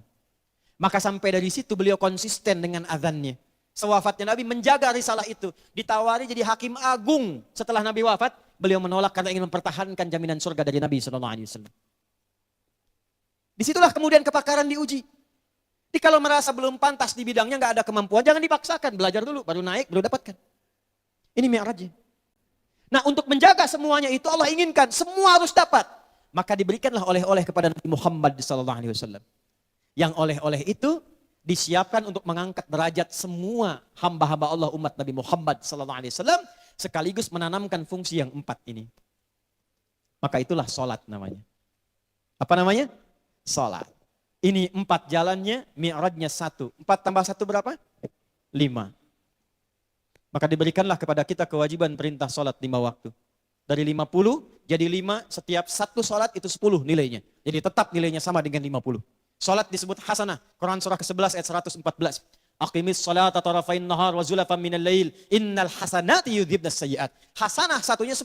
Quran surah ke-6 ayat 160. Ya, man jaa bil hasanati falahu asyru amthariha. Sekarang sholat 5 waktu ternyata kalau benar dilakukan akan memberikan 5 manfaat dalam kehidupan. Cek sampai dengan detik ini 5 itu sudah dapat atau belum? Kalau belum, berarti ada yang belum sempurna dalam sholat kita. Itu yang kemudian intinya akan kita bahas di kesempatan pada sore hari ini. Maaf, berapa lama lagi waktunya? Supaya saya bisa petakan. Anda kalau mau sampai malam silakan, saya maghrib selesai. Ya. Ini ke maghrib, 17.43, berarti masih ada kurang lebih 30 menitan ya. Baik, yang tadi itu mukadimah, ini intinya. Yang tadi mukadimah, ini intinya nih. Ya, fokus, lihat sini. 1, catat. Sholat tadi ada berapa waktu? 5. Perhatikan fungsinya yang sesuai dengan hadis tadi. Ini maaf ya, ini bukan ilmu otak-atik nih. Ini sumbernya kitab, hadis, Quran, dan sanadnya nyambung. Pertama, orang yang menunaikan sholat dengan benar, sesuai dengan apa yang diinginkan Al-Quran, dicontohkan Nabi SAW, maka sholat yang dia kerjakan itu akan berdampak pada kebersihan hatinya. Tuh, 1. Turun Quran surah ke-29 ayat ke-45. Perhatikan baik-baik. Kita hafal tengahnya tapi kadang lupa awalnya. Utlu ma uhiya ilaika minal kitab wa aqimis salat. Innas salata tanha 'anil fahsya'i wal munkar. Perhatikan baik-baik. Sumber kotornya hati itu cuma 2. Enggak ada yang ketiga. 1 fahsya. Fahsya itu keburukan yang bersumber dari syahwat. Wujudnya misal kata-kata jorok, pornografi, LGBT, pornografi, porno aksi, itu fahsya. Jadi kalau ada orang yang katakannya kotor, jorok dan sebagainya, itu seharusnya dengan sholat hilang kata-kata itu. Jadi kalau ada orang, mohon maaf, sholat, tapi kata-katanya masih kotor. Kata-katanya jorok. Kalimat-kalimatnya tak pantas, maka ada yang tidak tepat dengan cara sholatnya. Orang yang sholatnya benar, maka perilakunya tidak akan melambai. Dia akan menjauh dari LGBT. Oh, hati-hati. Jangan juga terjadi sholatnya melambai. Allah. Lesbian, transgender, biseksual, homoseksual, itu bagian dari penyimpangan dari fitrah yang kita harus bantu untuk kembali. Kita bantu, doakan. Jangan banyak dicela dulu, doakan dulu. Nanti bagian bimbingan membimbing, mensosialisasikan, mendampingi, mengembalikan kepada jalan yang baik. Sehingga risalah kita semuanya indah. Bukan risalah yang penuh dengan celaan. Balikan. 2, mungkar. Mungkar itu sumbernya dari nafsu perut dan akal.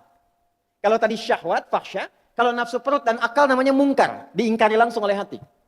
Maaf. Berselisih mungkar. Mencela mungkar. Merampok mungkar, membunuh mungkar, korupsi mungkar, berselisih mungkar. Makanya orang sholat yang benar itu nggak akan saling melukai, nggak akan saling memukul, dia akan saling merangkul, saling mencintai, saling mengayomi. Coba lihat orang-orang jahiliyah, banyak yang sering memukul, tapi setelah diajarkan sholat mereka saling merangkul. Nggak ada yang terpecah belah. Ini saya agak bingung nih, pulang dari Timur Tengah, pulang ke Indonesia, ini kok bisa terjadi? Sama-sama ngaji Quran, Qurannya sama, nabinya sama, hadis yang dipelajari sama, tapi pulang dari pengajian gak saling kenal. Assalamualaikum akhi, beda manhaj. Kenapa gak ngaji ke ustadz itu? Bid'ah. Kenapa kita tidak dudukan dan mendiskusikan? Perbedaan itu tidak harus menjadikan kita itu tidak mampu minum teh bersama. Duduk sama-sama. Makanya setiap fikih sholat itu diawali dengan ikhtilaf. Coba lihat dalam sholat. Lihat dalam sholat ya. Demi Allah saya katakan. Dari mulai takbir. Itu sudah ada ikhtilaf. Ngangkatnya ada yang sejajar dengan di sini dada. Ada yang dengan daun telinga. Lalu setelah itu iftitah ada 9 doanya. Al-Fatihah itu bukan cuma satu cara baca. Masuk Maliki Yaumiddin ada 2. Maliki Yaumiddin. Maliki Yaumiddin. Panjang dan pendek. Ihdinas siratal mustaqim ada 3 cara. Ihdinas siratal mustaqim. Sad. Ihdinas siratal mustaqim. Sin. Ihdinas siratal mustaqim. Zai. Sampai kemudian gerakan dan bacaan ada ikhtilaf. Kenapa? Di situ ada muncul ikhtilaf. Salah satunya untuk menata kita semua supaya belajar toleransi dalam berkehidupan. Karena boleh jadi nggak semuanya punya pilihan yang sama. Termasuk dalam ibadah. Karena itu orang yang bersih hatinya ketika melihat orang lain beda, benar sholatnya, maka yang dieksplorasi bukan perbedaannya dulu, tapi dicari solusi dan kebaikan-kebaikannya. Di Libya itu, ada 2 orang santri hafal Quran 30 juz.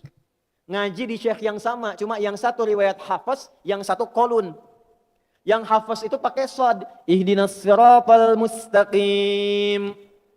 Yang kolun pakai sin, ihdinas siratal mustaqim. Dua-duanya ketemu karena belum belajar riwayat lain, debat. Saya yang benar, kamu salah, saya yang benar. Mereka sepakat tahkim, kembali ke guru kita saja. Maka datanglah kepada syekh utamanya, syekhnya bijak. Kata syekh, anta iqra ya bunai. Ihdinas siratal mustaqim. Hasbuk. Enta ya bunai. Ihdinas siratal mustaqim. Ini sad, ini sin. Hasbuk. Kata syekhnya, kalian berdua salah. Yang benar, ihdinas siratal mustaqim. Kezai.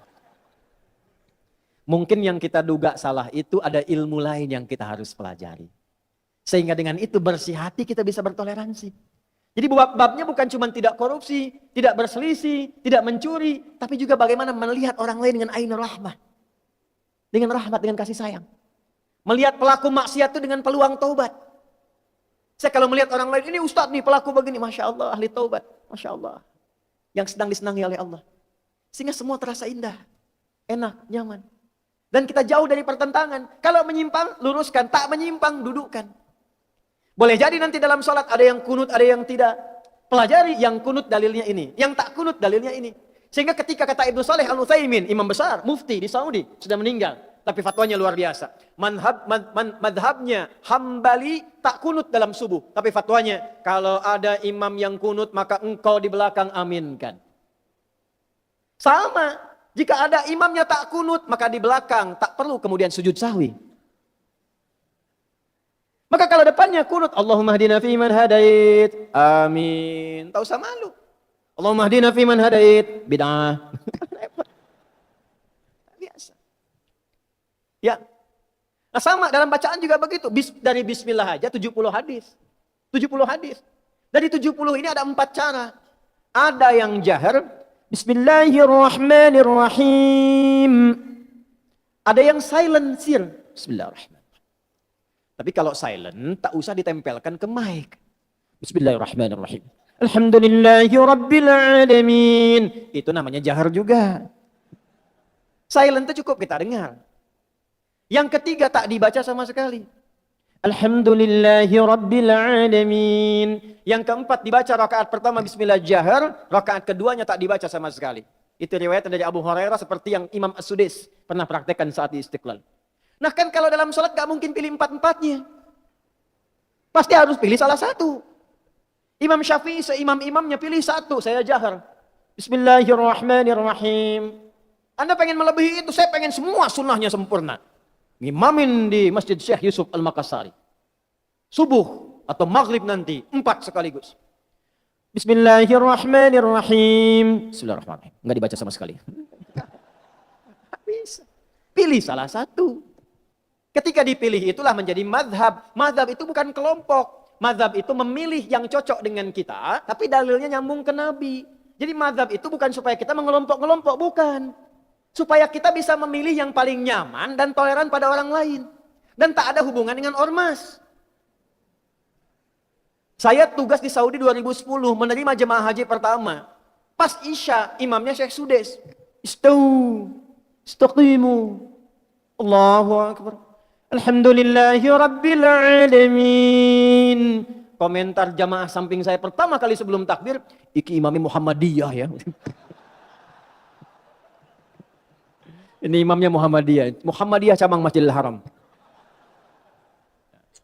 Nah, itu pertama kali yang kita lakukan adalah apa? Bersih hati. Nah ini nggak mungkin dilakukan kalau nggak jamaah bareng-bareng latihan. Kalau Anda bersih sendiri nggak ada orang lain, nggak bisa diketahui. Bagaimana kebersihan itu? Makanya dipraktekkanlah lewat sholat berjamaah. Yuk praktek. Saya minta cepat, 3 orang maju ke depan. Cepat saja. Waktunya terbatas. Ayo cepat saja maju. Udah, 1, 2, 3. Cukup, 4. Sudah. Udah gak apa-apa sih ya, buat imam yang pakai gamis. Gak apa, sini. Lihat sini. Kiblatnya ke sana. Ya. Nah, sini. Sebentar dulu. Contoh nih, lihat sini. Imam ada berapa? Makmum? Makmum lebih dari 1 ya. Imam harus 1. Ini imam. Maju. Saya jadi ingat cerita anak SD. Pulang dia habis belajar sholat, nyampe ke rumah. Ini kisah nih. Bapaknya tanya, belajar apa nak tadi? Sholat jamaah Pak. Oh. Berapa imamnya? 1 Pak. Oh. Berapa makmumnya? Banyak Pak. 2 boleh? Boleh. 3 boleh? Boleh. 4 boleh? 4 boleh Pak. Jadi imam berapa? 1. Makmum berapa? 4. Coba tanya ibumu di dapur. Gak usah kita teruskan ya, balik sini. Imam berapa ini? 1. Udah mundur dulu, lihat sini. Sekarang lihat baik-baik, sini. Imam kalau makmumnya 1, posisi makmum di mana? Jangan dengarkan bisikan yang tidak jelas. Alladzi waswisu fi sudurin nas. Pilih, bebas. Dah? Samping kanan. Ada jarak atau rapat atau pas sama? Covid udah selesai, bebas. Segitu. Perhatikan, ini posisi sudah benar. Tapi nanti ada 2 hadis. Yang pertama Abu Daud nomor hadis 1367, posisi sejajar. Sama, tapi ini sebelah kanan. Jelas? Nah ini kalau memang masih butuh dibimbing. Karena itu hadisnya tentang Ibnu Abbas, masih kecil. Karena di belakang ditarik oleh Nabi supaya sejajar. Khawatir terjadi sesuatu dan perlu dibimbing sejajar. Tapi apa yang terjadi? Bisa juga pada yang kedua, lebih mundur sedikit. Tapi kakinya ada jarak setidaknya 1 kepalan. Gini. Dah? Gak usah nengok, sedang sholat. Nah ini. Lihat baik-baik. Imam 1 mesti ada wakil. Bupati, wakil bupati. Kalau ada pekerjaan-pekerjaan yang perlu dituntaskan bersama, berbagi peran. Karena dikuasai 1 sulit. Maka tariklah ke samping. Kalau memang perlu diperlihatkan, dicontohkan, samakan, jangan tanggung, jangan jaga jarak. Dekatkan, rapat supaya bisa didebatkan, didiskusikan, dibikin bersama-sama. Tapi kalau dalam proses birokrasinya, pelaksanaannya, kasih jarak. Supaya paham mana yang ada di depan, mana yang siap menggantikan. Jelas? Datang 1. Ya, gak usah nengok, sedang sholat. Antum dalam posisi seperti ini datang. Baik, silakan. Nah, tak, perhatikan. Lihat baik-baik ya. Ini kan diberi kode ya. Perhatikan baik-baik. Mundur. Sudah mulai berjamaah nih. Enggak, yang saya terangkan hikmah ini enggak mudah ya. Kitabnya nanti saya tunjukkan. Ada Nadharat fi Ma'ani Salat, Asrarus Salat dan sebagainya. Ini sebetulnya tidak ada yang spesifik. Mau nepuk begini, bisa. Nyolek, bisa. Atau mengencangkan takbir, Allahu Akbar. Memberikan kesan ada makmum baru. Kalau belum paham, gak usah nengok, tepuk. Mundur. Yang ditepuk ini yang nengok ini. Ya? Ini masuk. Jelas? Kecuali kalau nggak mundur-mundur, maka baru imam memberikan isyarat. Oke, ini udah pas nih, sebentar. Makmum berikutnya datang. Ya. Ini sudah berjalan, berarti posisinya apa? Enggak, ini sudah berjalan, sudah mau sholat, sedang sholat. Ini tertinggal, namanya apa? Masbuk. Masbuk, kenapa masbuk? Hah? Kan udah tahu waktunya sholat ini. Orang bisa datang, antum datang belakang, nggak usah nengok. Jangan diulang ya. Waktu. Sana. Ayo, kanan kiri. Nah, ini keseimbangan. Perhatikan baik-baik, keseimbangan. Jadi kalau sudah imam di depan, nggak harus semua kanan, tidak bikin keseimbangan. Yang ingin saya katakan begini, perhatikan baik-baik. Ini kita baru dasar sekali. Lihat kakinya. Imam itu kan sebelum sholat, perhatikan, kita praktek nih, masuk teruskan. Sebelum sholat, maka imam berbalik. Tahu kan? Tahu ya? Imam kan sering berbalik ya? Apa yang dilakukan imam? Ini kita mau mulai sholat nih. Silakan berbalik dulu. Apa yang dilakukan? Istau sufufakum. Ternyata bukan sekedar bilang istau. Istau. Sudah tahu.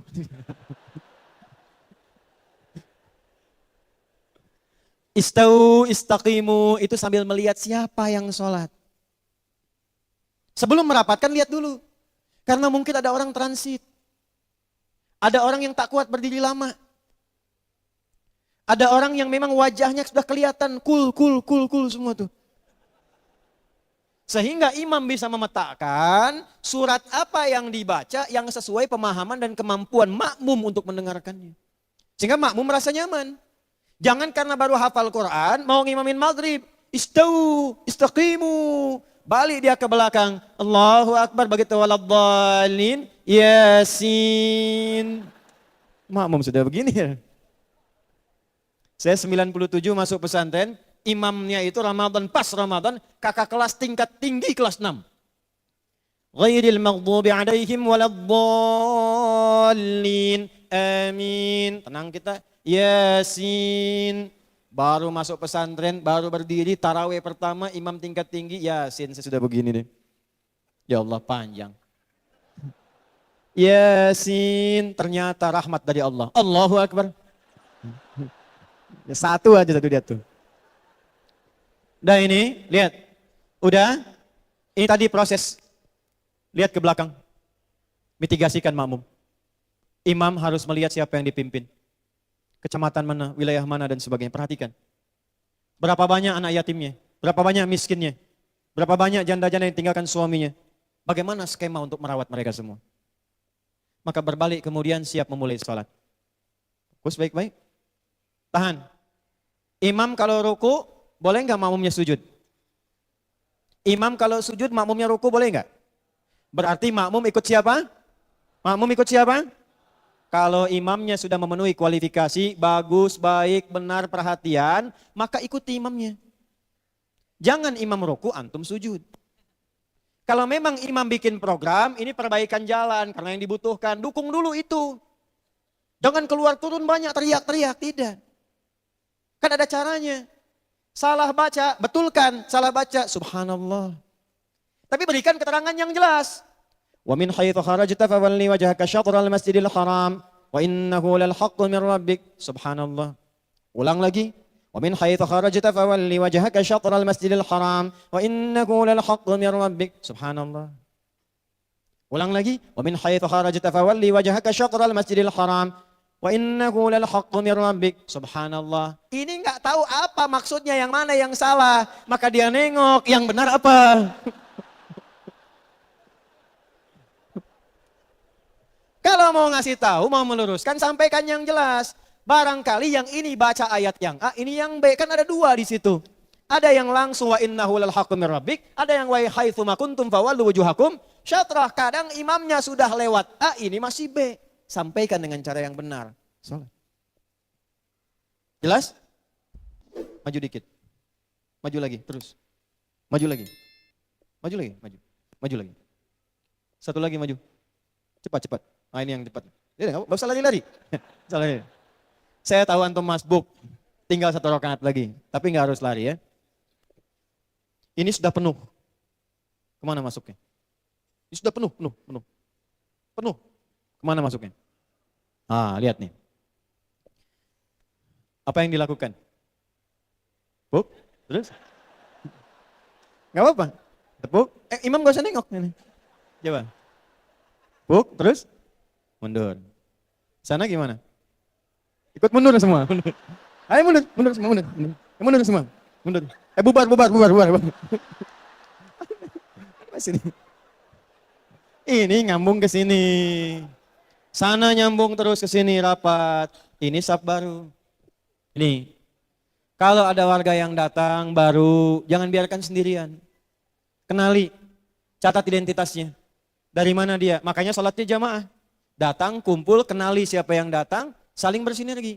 Ada warga datang baru, kenali, satukan, persaudarakan. Mundur. Ini ilmunya langka sekali. Tapi juga jangan datang, baru datang, sudah bertingkah kerjai orang. Maju.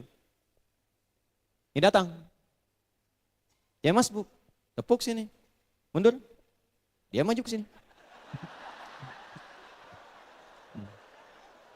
Ini pernah kejadian di Tajikistan. Akhirnya bubar semua jamaahnya. Karena ribut di belakang. Yang ini berkelahi, yang ini nanya sedang sholat. Jangan berkelahi. Ya? Batal semua. Dah, duduk dulu. Terima kasih. Jazakallah khair. Ya. Jazakallah khair. Saya belum selesai gambarannya. Ini baru satu gambaran kecil. Sholatnya kan belum dimulai. Ini baru nyusun sab. Belum takbir. Belum takbir. Saya agak cepat.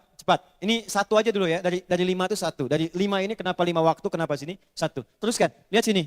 Takbir ini. Saya agak cepat ya. Angkat tangan begini. Ada yang di sini. Ada yang di sini nggak ada masalah. Dua-duanya ada dalilnya. Tapi kenapa mengangkatnya seperti ini? Allahu Akbar. Gini. Kenapa? Ini maksudnya. Ketika Anda mengangkat, buang urusan dunia ke belakang. Tawakal, serahkan diri kita kepada Allah. Jadi sholatnya kalau ingin khusyuk dalam sholat, dunia jangan dibawa. Kalau mau khusyuk dari sejak takbir, buang semua urusan dunia ke belakang. Di persoalannya, kenapa khusyuk kurang didapatkan dalam sholat? Karena saat takbir itu dunia masih dibawa. Allahu Akbar. Kan harusnya Allah yang akbar, yang maha agung. Nah ini masih dibawa. Allahu Akbar, motorhu akbar, Instagramhu akbar, statushu akbar, masuk semua. Sehingga mudah bagi setan memberikan was-was dan mengganggu pikirannya. Perhatikan di Abu Daud. Kata Nabi saat Anda mulai bertakbir, fayaqulu syaitanu, setan mulai berkata, uzkur kada, ingat ini, ingat itu. Anda kalau masih baris begini, mau sholat, itu bisa fokus. Tapi setelah Anda mulai bertakbir, Allahu Akbar, yang tidak ingin Anda ingat bisa ingat. Hatta la yash'ural musalli kam raka'atan yusalli. Sampai ada orang salat tidak sadar berapa rakaat sedang menunaikan salatnya. Ada yang demikian? Maka ini bagian pertama, rumus tawakal kepada Allah, fokus dengan baik, sambungkan diri kita kepada Allah Subhanahu wa taala. 3, cepat. Kalau sudah takbir, letakkan tangan di mana? Letakkan tangan di mana? Ini fungsi enggak mic-nya? Ada fungsinya. Coba lihat sini, saya ajarkan sedikit ya. Lihat sini, lihat sini. Lihat sini, fokus. Lihat ya. Bisa di sini. Ini dari hadis Muslim. Baik ya. Bisa juga di sini, Ibnu Majah. Maknanya tadi sudah. Fayaqulu Allahu Akbar. Maka kuatkan di hatinya, hanya Allah yang agung, yang lain buang. Supaya mendorong hatinya untuk khusyuk. Kemudian perhatikan, fawadha'a yadahul yumna 'alal yusra. Atau kafahul yumna 'alal yusra. Maka dia meletakkan telapak yang kanan di punggung yang kiri. Lihat baik-baik. Ini telapak yang kanan. Ini punggung yang kiri. Cara pertama begini. Gini. Telapak ketemu punggung. Letakkan di sodrun. Ini. Sodrun itu ruang kosong antara dada bagian atas dengan perut. Kalau ini batmun, kalau ini naharun, kalau ini sodrun. Di sini. Kenapa di sini? Karena di bawah sodrun itu, sodrun ada kolbun. Di dalam kolbun ada nafsun, nafs. Di situ ada takwa dan fujur. Wa nafsi wa ma sawwaha fa'alhamaha fujuraha wa. Nah, inilah inti hidup kita. Karena tak mampu mengendalikan kolbu, maka nafsunya yang bergerak. Karena itu, dalam sholat diajarkan, kalau Anda ingin tegak, sukses, baik, sempurna dalam kehidupan, maka jaga kolbu dengan baik. Ini dalam hadis, Al-Arba'in nomor hadis yang ke-6. Ala wa inna fil jasadi mudghatan, idza salahat salahal jasadu kulluh, wa idza fasadat fasadal jasadu kulluh, ala wahyal qalbu. Ini intinya. Jadi maaf, sepintar-pintarnya orang, kalau hatinya kotor, maka kepintarannya akan kotor. Pintar sebetulnya, cuman nafsunya penuh, takwanya turun, nafsunya tinggi. Ambil tuh motor, ambil motor, ambil motor. Maka ilmu yang ada di kepalanya digunakan untuk mencuri motor. Susah nih, sabar. Tuh. Teruskan lagi. Mencuri aja sabar tuh. Teruskan lagi. Maka dia gunakan tuh untuk mencuri. Kenapa? Karena kotor. Maka memegang ini, menjaga ini, prinsipnya adalah jaga hati dengan baik dalam kehidupan. Kadang-kadang keburukan muncul karena bukan orang lain yang buruk. Karena ketidakmampuan kita menjaga hati.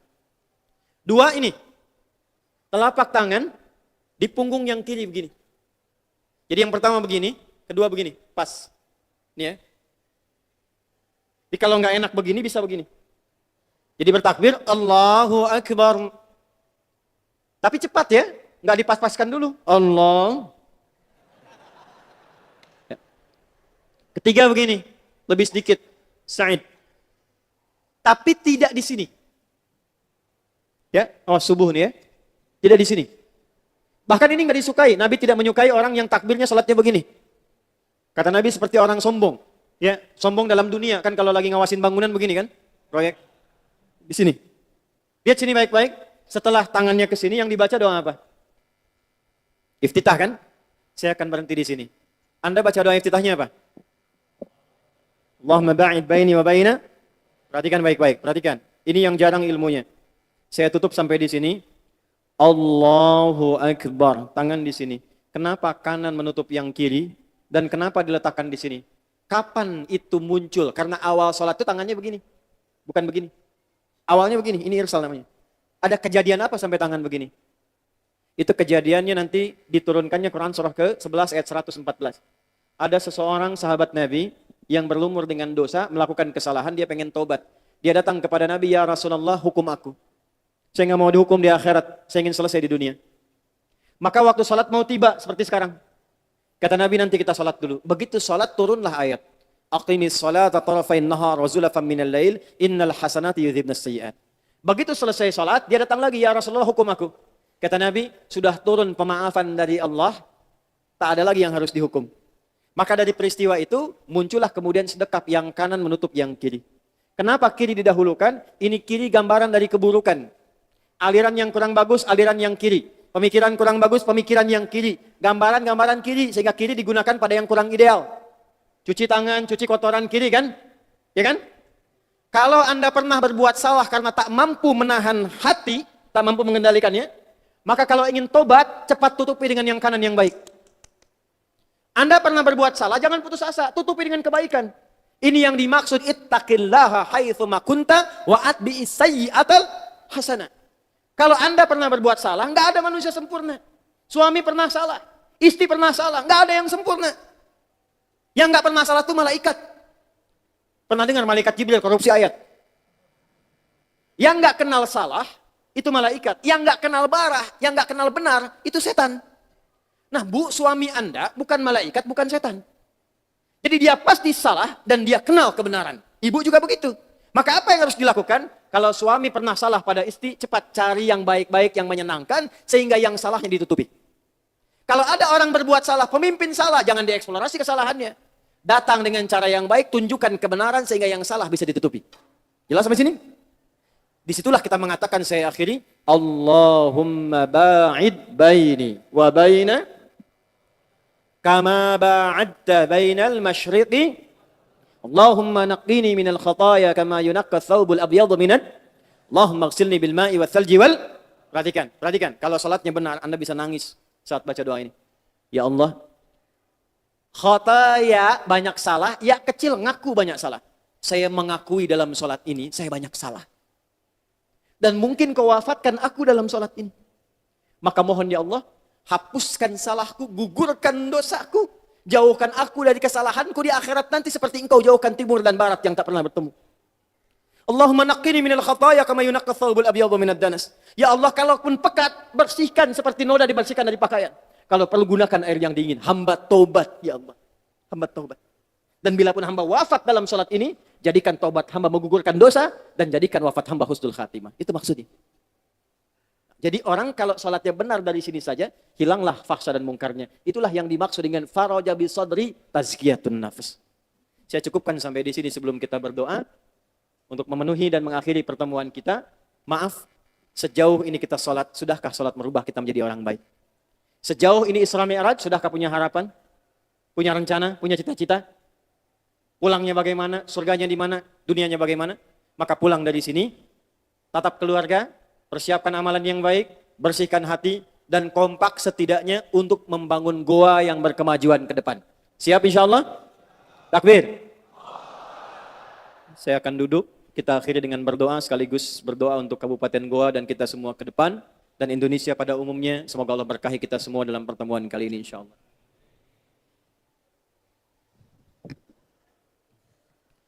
Bismillahirrahmanirrahim. Alhamdulillahi rabbil alamin. Nahmaduka hamdan kama 'allamtana an nahmadak wa nashkuruka ya Allah syukran kama 'allamtana an nashkurak. Antal muqaddim wa antal muakhir biyadikal khair innaka 'ala kulli syai'in qadir. اللهم نصلي ونسلم على حبيبك الكريم رسولك المصطفى الأمين سيدنا محمد وعلى آله وصحبه أجمعين. اللهم إنا نسألك يا الله برحمتك وأسمائك الحسنى وصفاتك العلى ونتوسل يا الله بصفات نبيك الكريم سيدنا محمد صلى الله عليه وسلم أن تبارك لنا جميعا. اجعل جمعنا هذا جمعا مرحوما وتفرقنا من بعده تفرقا معصوما. Ya Allah, dengan keagungan-Mu dan dengan syafaat Rasul-Mu, mohon jadikan pertemuan kami saat ini pertemuan yang penuh dengan kemuliaan dan kebaikan. Dan bila pun kami mesti berpisah, jadikan perpisahan kami mengeratkan silaturahim dan cinta di antara kami. Allahumma barik lana ya arhamar rahimin fi umurina wa fi amrina wa khasatan hadhil baldah Goa ya arhamar rahimin wa sairul buldana fi Indonesia ya Allah biladil muslimin. Ya Allah, berkahi kami saat ini, berkahi negeri kami dan khususnya kami mohon berkahi Kabupaten Goa ya Allah.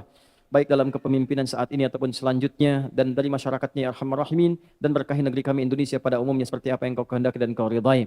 La tada' lana fi maqamina hadza wa fi kulli maqamin dhanban illa ghafartah. Ya Allah, bila ada satu orang pun di masjid atau sekitaran masjid ini yang datang dengan dosa, jangan biarkan ia pulang kecuali Engkau ampuni segala dosa-dosanya. Wala hamman illa farajtah, jika ada yang tengah merasakan kegelisahan mohon tenangkan hatinya. Wala asran illa yasartah, jika ada yang sedang mengalami kesulitan dalam hidupnya mohon angkat, hilangkan dan ringankan segala kesulitannya. Allahumma ja'alna min ahlil Qur'an waj'alil Qur'ana sahiban lana fid dunya nuran lana fil qubur wa syafi'an lana fil akhirati ya arhamar rahimin.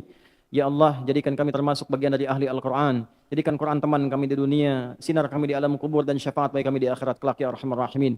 Allahumma ja'alna ya Allah, maj'alna ya Allah min muhibbi sayyidina Muhammad sallallahu alaihi wasallam min jami' ummati. Ya Allah, jadikan kami sebagai pecinta Rasulullah sallallahu alaihi wasallam dalam kalangan umatnya. Allahumma ya arhamar rahimin, alhiqna bis salihin ma'al ladzina an'amta 'alaihim minan nabiyyin was-siddiqin wasyuhada'i was-salihin wa hasuna ulaika rafiqa. Ya Allah, jika kelak kami pulang, satukan kami dengan orang-orang baik yang pernah berkehidupan dan bertempat di surga yang indah ya Allah, dari para nabi, orang-orang saleh, para syuhada, orang-orang siddiqin yang mereka kehendaki dari sisi-Mu. Rabbana atina fid dunya hasanah وفي الآخرة حسنة وقنا عذاب النار وصلى الله على سيدنا محمد وعلى آله وصحبه أجمعين وآخر دعوانا سبحانك اللهم ربنا وبحمدك نشهد أن لا إله إلا أنت نستغفرك ونتوب إليك والحمد لله رب العالمين والسلام عليكم ورحمة الله وبركاته. Assalamualaikum warahmatullahi wabarakatuh. Sahabat yang dirahmati Allah Subhanahu wa Ta'ala, dari apa yang telah kita dengarkan bersama, kita belajar bahwa Isra Mi'raj bukan sekedar peristiwa sejarah, bukan pula hanya cerita yang diperingati setiap tahun. Isra Mi'raj adalah kurikulum kehidupan, pelajaran langsung dari Allah Subhanahu wa Ta'ala untuk mengangkat derajat manusia menuju kehidupan yang lebih baik, lebih bermakna, dan lebih diridhoi. Perjalanan agung Nabi Muhammad SAW mengajarkan kepada kita satu pesan utama. Jika ingin diangkat derajatnya oleh Allah, maka bersihkanlah hati terlebih dahulu. Ilmu yang tinggi, jabatan yang besar, dan harta yang melimpah tidak akan membawa kebaikan jika hati masih kotor. Sebaliknya, hati yang bersih akan menjadikan ilmu bermanfaat, jabatan membawa maslahat, dan rezeki menjadi keberkahan. Isra Miraj juga mengajarkan bahwa kesuksesan sejati selalu dimulai dari iman, dilanjutkan dengan hikmah, usaha yang sungguh-sungguh, dan kedekatan kepada Allah Subhanahu wa Ta'ala. Dan puncak dari seluruh perjalanan itu dirangkum dalam satu hadiah agung, yaitu solat. Solat bukan hanya kewajiban, tetapi jalan mi'raj setiap orang beriman. Solat yang benar akan membersihkan hati, menjauhkan diri dari keburukan, menenangkan jiwa, serta menata kehidupan dunia dan akhirat. Jika solat belum mengubah akhlak kita, belum menenangkan hati kita, maka mungkin masih ada yang perlu kita perbaiki dalam solat kita. Semoga pelajaran dari Isra Mi'raj ini tidak berhenti sebagai pengetahuan, tetapi benar-benar menjadi arah hidup, menjadi pengingat untuk berubah, dan menjadi langkah nyata untuk mendekat kepada Allah Subhanahu wa Ta'ala. Sebelum video ini berakhir, mari kita sama-sama panjatkan doa terbaik untuk guru kita, Ustaz Adi Hidayat. Semoga Allah Subhanahu wa Ta'ala senantiasa menjaga beliau, melimpahkan kesehatan, keberkahan ilmu, dan menjadikan setiap dakwah beliau sebagai amal jariah yang terus mengalir hingga akhir hayat. Silahkan tuliskan doa terbaik Anda di kolom komentar. Semoga menjadi kebaikan untuk kita semua. Dan jika video ini bermanfaat, jangan lupa untuk klik tombol like, bagikan video ini kepada keluarga, sahabat, dan orang-orang tercinta. Serta subscribe channel ini agar semakin banyak kebaikan yang bisa kita sebarkan bersama. Semoga Allah Subhanahu wa Ta'ala mempertemukan kita kembali dengan ilmu yang bermanfaat, hati yang bersih, dan kehidupan yang lebih dekat kepadanya. Wassalamualaikum warahmatullahi wabarakatuh.